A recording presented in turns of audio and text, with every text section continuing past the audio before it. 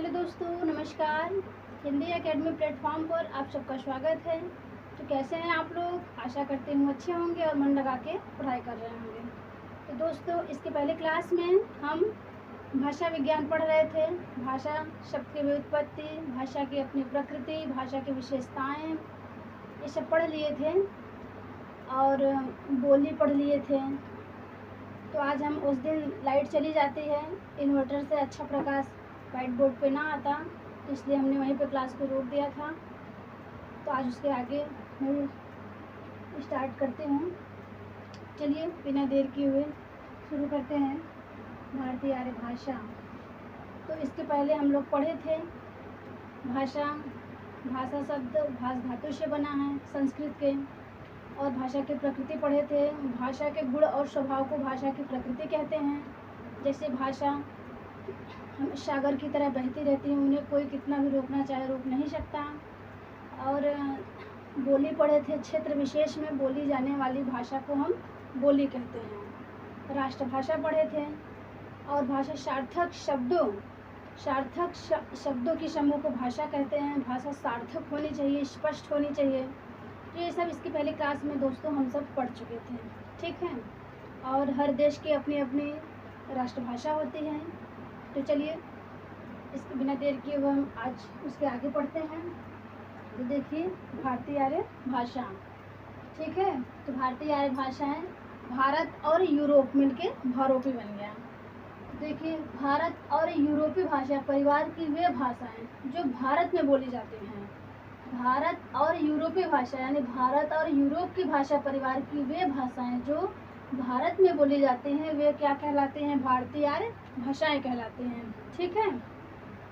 भारतीय आर्य भाषाओं की कुल संख्या 300 है। भारतीय आर्य भाषाओं की कुल संख्या लगभग 300 है। विश्व में भारतीय आर्य भाषा बोलने वालों की संख्या कितनी है? तो लगभग 16% है, ठीक है। विश्व में भारतीय आर्य भाषा बोलने वाले लगभग कितने हैं? तो 16% हैं। तो देखिए जॉन विम्स महोदय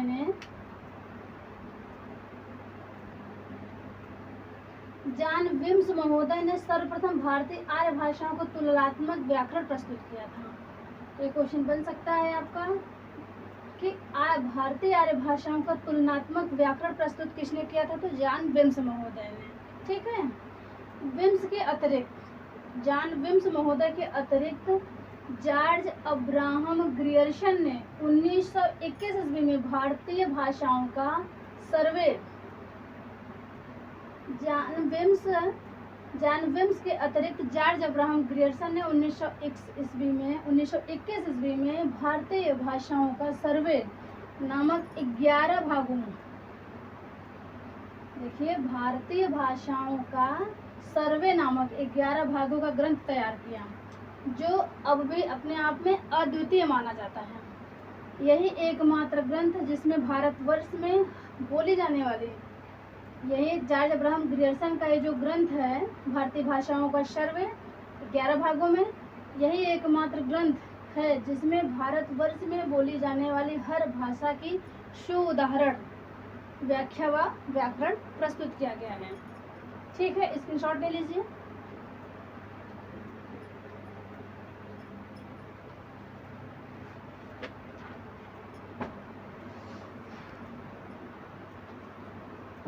चलिए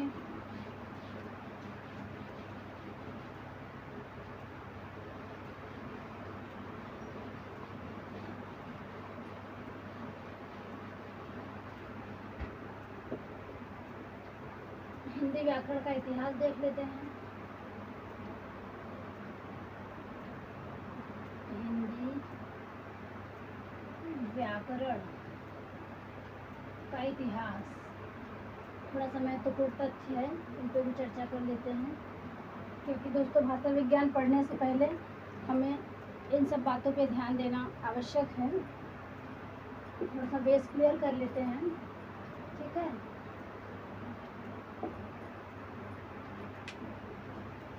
चलिए तो नोट करते चलिए हमारे साथ। संभवतः 1658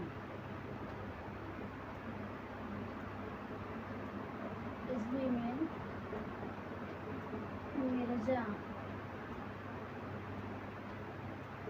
मिर्जा खां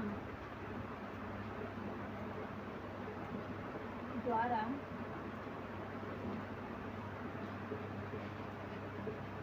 रचित ब्रजभाषा व्याकरण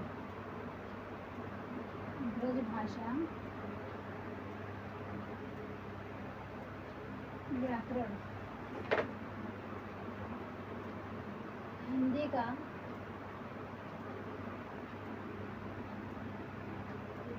सबसे प्राचीन व्याकरण है।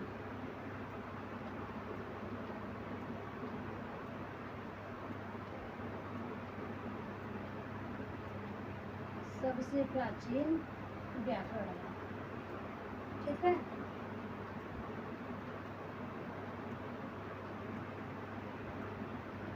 खड़ी बोली का प्रथम व्याकरण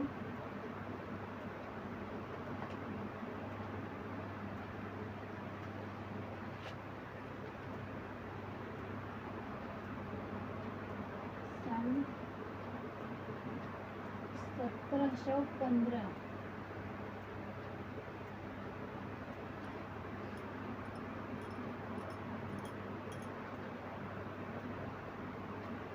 के आसपास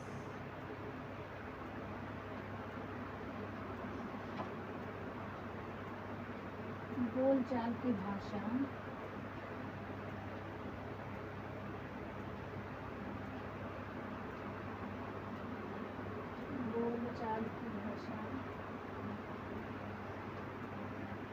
को आधार बनाकर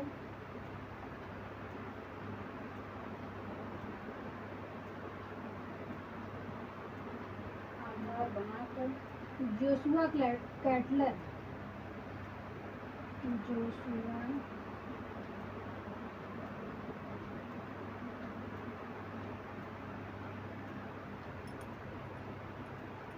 ने लिखा था।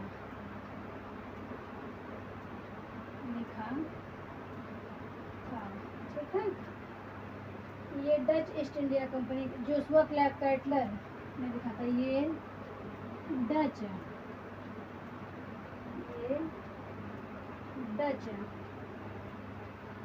ईस्ट इंडिया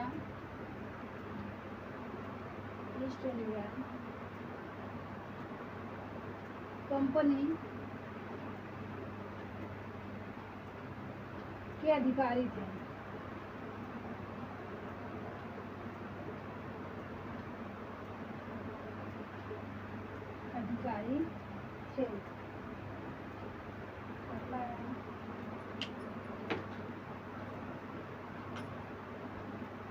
जॉर्ज ग्रियर्सन तथा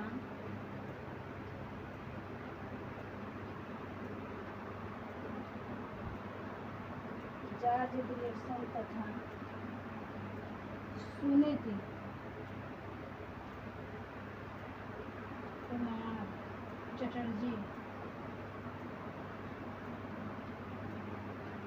कुमार चटर्जी के अनुसार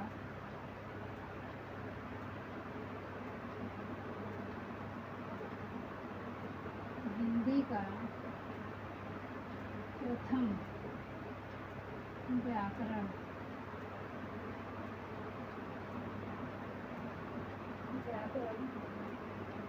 जॉन गिलक्राइस्ट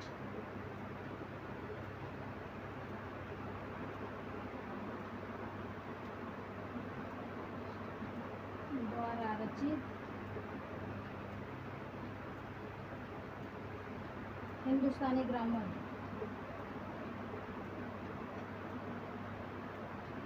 हिंदुस्तानी ग्रामर 1790 ईस्वी है। एक तथ्य और है, नोट कर लीजिए।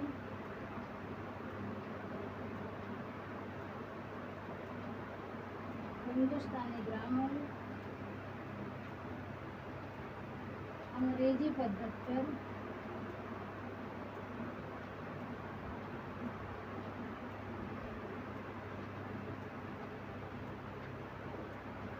लिखा गया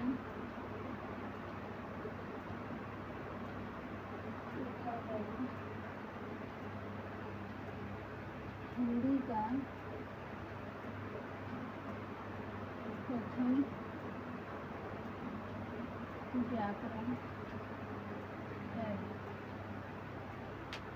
देखिए, हिंदी व्याकरण का इतिहास संभवतः 1658 ईस्वी में मिर्जा खान द्वारा रचित ब्रजभाषा व्याकरण हिंदी का सबसे प्राचीन व्याकरण है। फिर से देखिए, संभवतः 1658 ईस्वी में मिर्जा खां द्वारा रचित ब्रजभाषा व्याकरण हिंदी का सबसे प्राचीन व्याकरण है। यानी जो मिर्जा खान ने जो ब्रजभाषा व्याकरण लिखा है, ये ब्रजभाषा व्याकरण को हिंदी का सबसे प्राचीन व्याकरण माना गया है। और खड़ी बोली का प्रथम व्याकरण सन 1715 ईस्वी के आसपास बोलचाल की भाषा को आधार बना के जोशुआ कैटलर यानी जोहानस जोशुआ कैटलर ने लिखा था। और ये डच ईस्ट इंडिया कंपनी के अधिकारी थे। ये जोशुआ कैटलर महोदय जी ये डच ईस्ट इंडिया कंपनी के अधिकारी थे। जॉर्ज ग्रियर्सन तथा सुनीति कुमार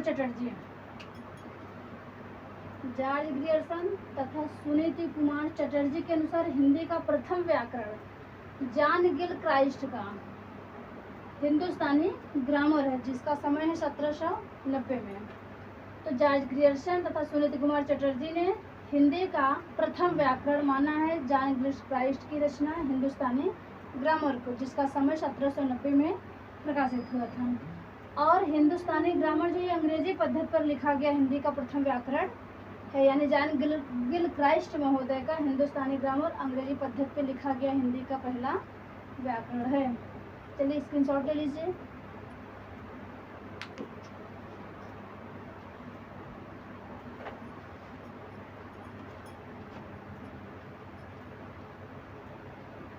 कुछ महत्वपूर्ण पुस्तकें हैं व्याकरण की, वो भी नोट कर लीजिए,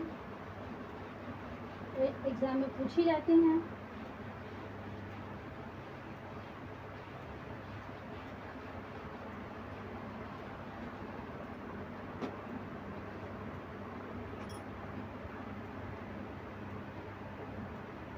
हिंदी व्याकरण से संबंधित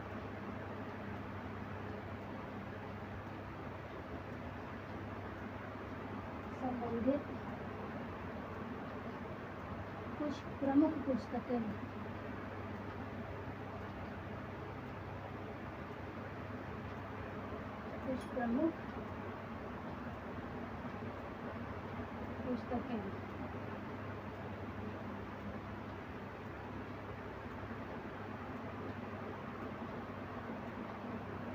कामता प्रसाद गुरु,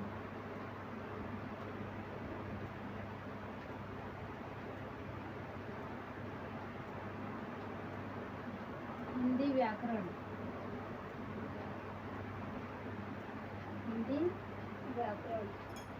रामदहिन मिश्र,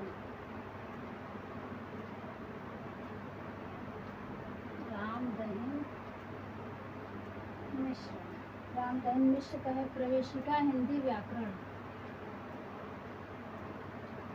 प्रवेशिका हिंदी व्याकरण गोविंद नारायण मिश्र,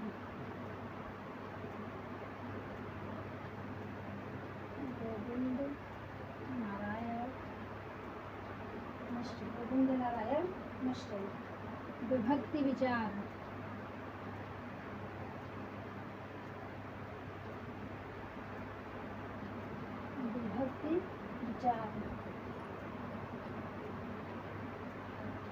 डॉक्टर धीरेन्द्र वर्मा,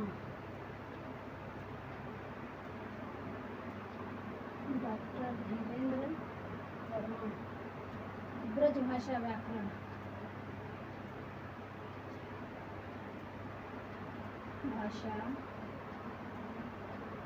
ब्रजभाषा व्याकरण है। एक इनकी और है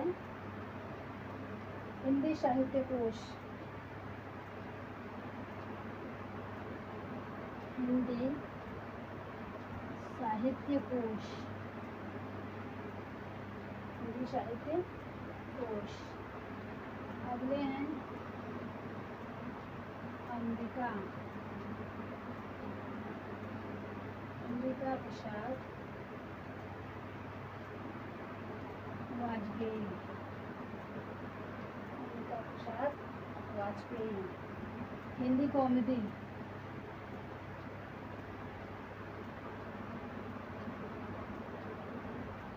हिंदी कॉमेडी।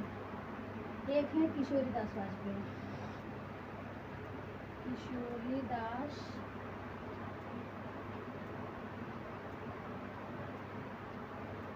वाजपेयी। उनकी महत्वपूर्ण रचनाएं हैं ब्रज भाषा का व्याकरण,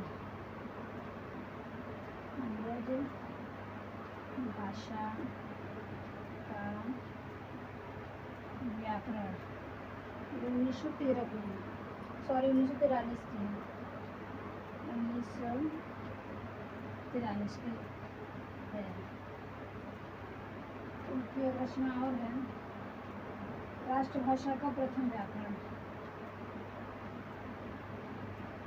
राष्ट्रभाषा का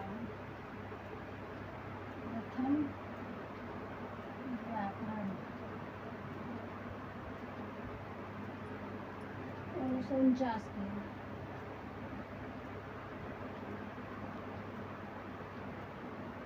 हिंदी शब्दानुशासन, इनकी रचना है हिंदी शब्दानुशासन। और केवल शब्दानुशासन किसकी है? शब्दानुशासन।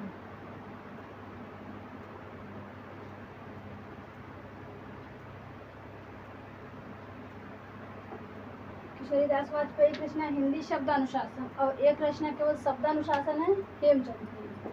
ठीक है, चलिए नीचे फिर हम वासुदेव नंदन, वासुदेव नंदन। इनकी रचना है आधुनिक हिंदी व्याकरण,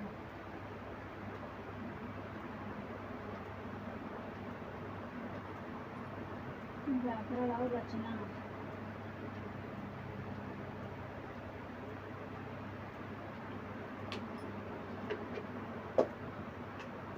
एक है हरदेव बाहरी, चलिए ऊपर लिखते हैं, देख लीजिए एक बार।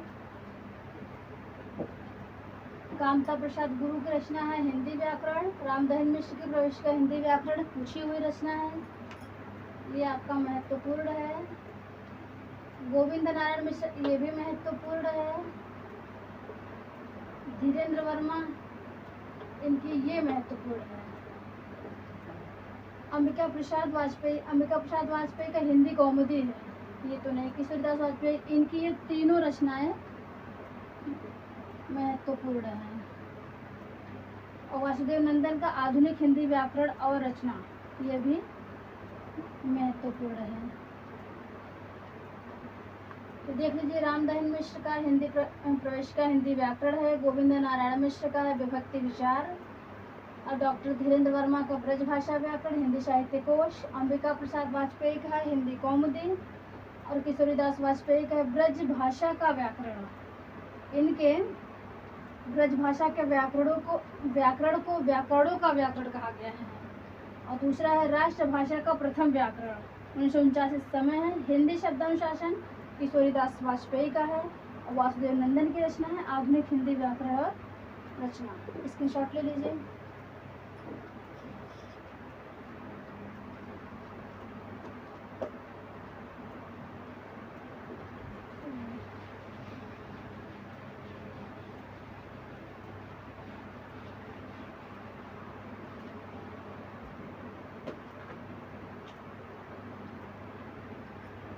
एक रचना और बचा है, नोट कर लीजिए। शिवपूजन सहाय, शिवपूजन सहाय, जिसे भाषा का जादूगर कहा जाता है। शिवपूजन सहाय। व्याकरण दर्पण है, व्याकरण दर्पण। ठीक है, नोट कर लीजिए।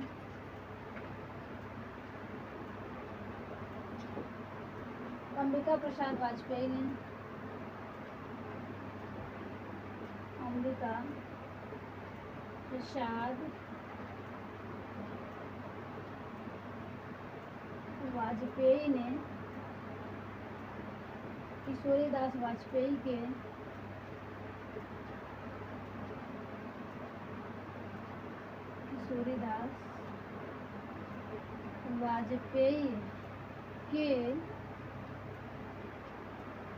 ब्रज भाषा का व्याकरण रचना को ब्रज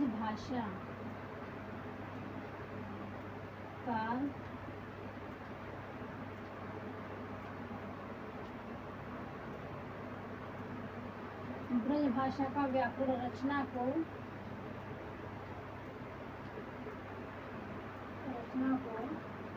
हिंदी के व्याकरणों का व्याकरण कहा है। हिंदी के व्याकरणों का व्याकरण कहा है।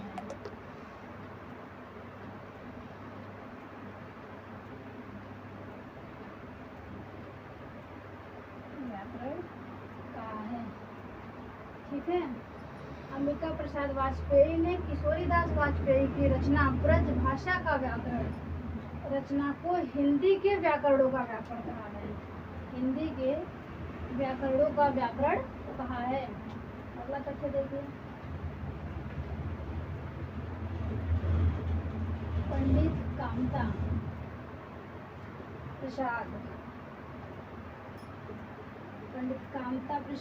गुरु को हिंदी व्याकरण का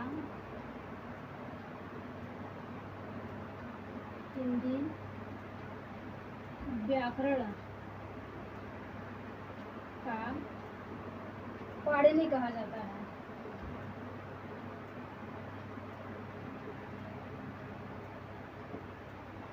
कामता प्रसाद गुरु को हिंदी व्याकरण का पाणिनि, ये भी एग्जाम में पूछे हुए सारे क्वेश्चन हैं, कहा जाता है।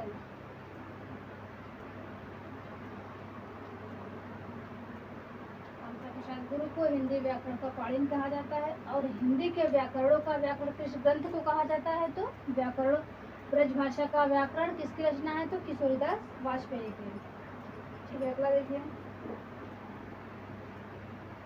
पंडित किशोरीदास वाजपेयी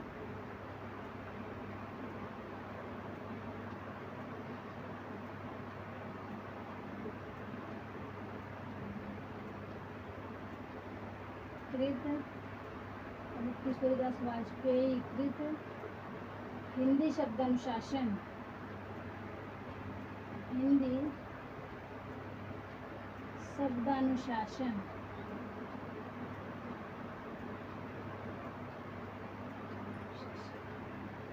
भाषा विज्ञान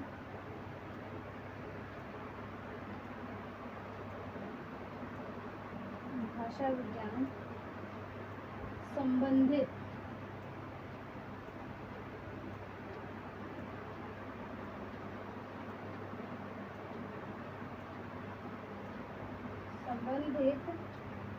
हिंदी का व्याकरण है। हिंदी का व्याकरण है।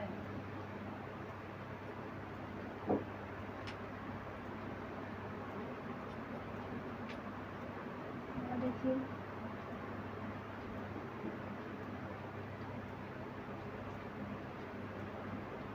कुछ रचनाएं और छूट गई हैं, वो भी नीचे नोट कर लीजिए व्याकरण के लिए।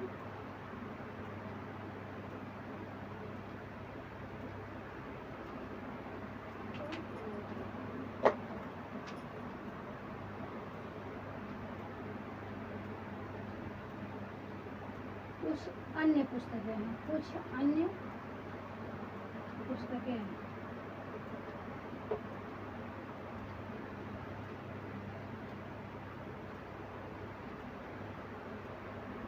श्री रामचंद्र वर्मा का है हिंदी प्रयोग।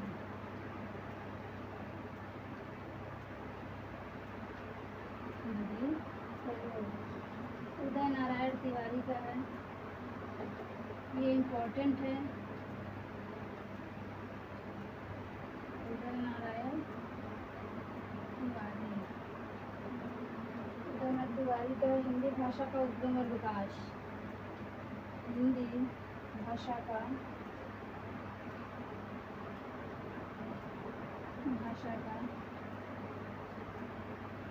उद्गम और विकास। ये मोस्ट इम्पोर्टेंट रचना है, इसको याद कीजिए रहिएगा। ठीक है, एक है भोलानाथ तिवारी।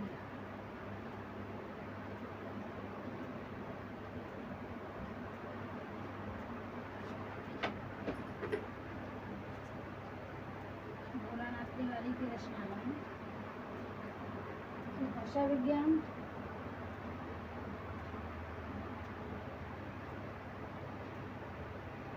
और हिंदी भाषा। हिंदी भाषा इन्हीं के हैं दोनों रचना। तो देखिए, शिवपूजन सहाय की रचना व्याकरण पर पढ़ है। अंबिका प्रसाद वाजपेयी ने किशोरीदास वाजपेयी के ब्रज भाषा का व्याकरण रचना को हिंदी के व्याकरणों का व्याकरण कहा है। तो अंबिका प्रसाद वाजपेयी ने किशोरीदास वाजपेयी की रचना ब्रज भाषा का व्याकरण रचना को हिंदी के व्याकरणों का व्याकरण कहा। ठीक है, पंडित कामता प्रसाद गुरु हिंदी व्याकरण के पाणिनि कहे जाते हैं। पंडित कामता प्रसाद गुरु को हिंदी व्याकरण का पाणिनि कहा जाता है। ठीक है, पंडित किशोरीदास वाजपेयी के हिंदी शब्दानुशासन भाषा विज्ञान संबंधी हिंदी का व्याकरण ग्रंथ है। कुछ अन्य पुस्तकें हैं। श्री रामचंद्र वर्मा का हिंदी प्रयोग है। उदय नारायण तिवारी का हिंदी भाषा का उद्गम और विकास एक बहुत महत्वपूर्ण रचना है, इसको याद करिएगा। भोलानाथ तिवारी की रचना है भाषा विज्ञान और हिंदी भाषा, स्क्रीनशॉट ले लीजिए।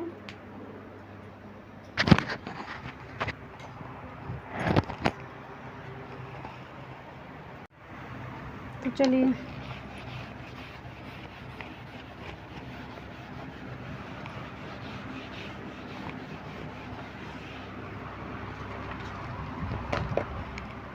दो रचना और है, नोट कर लीजिए।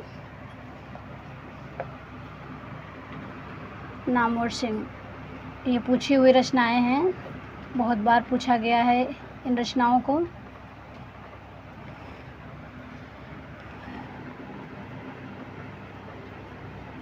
हिंदी के विकास में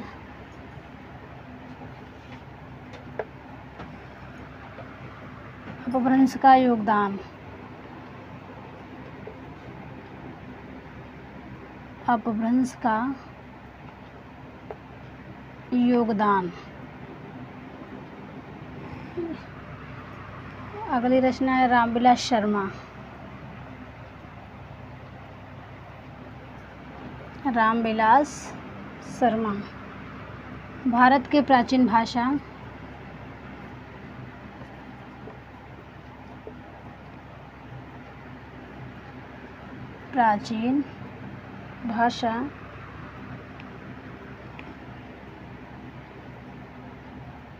परिवार एवं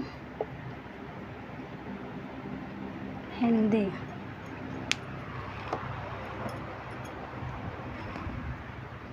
तो यही दो रचनाएं हैं डॉक्टर नामवर सिंह के हिंदी के विकास में अपभ्रंश का योगदान, और रामविलास शर्मा की रचना है भारत की प्राचीन भाषा, परिवार एवं हिंदी।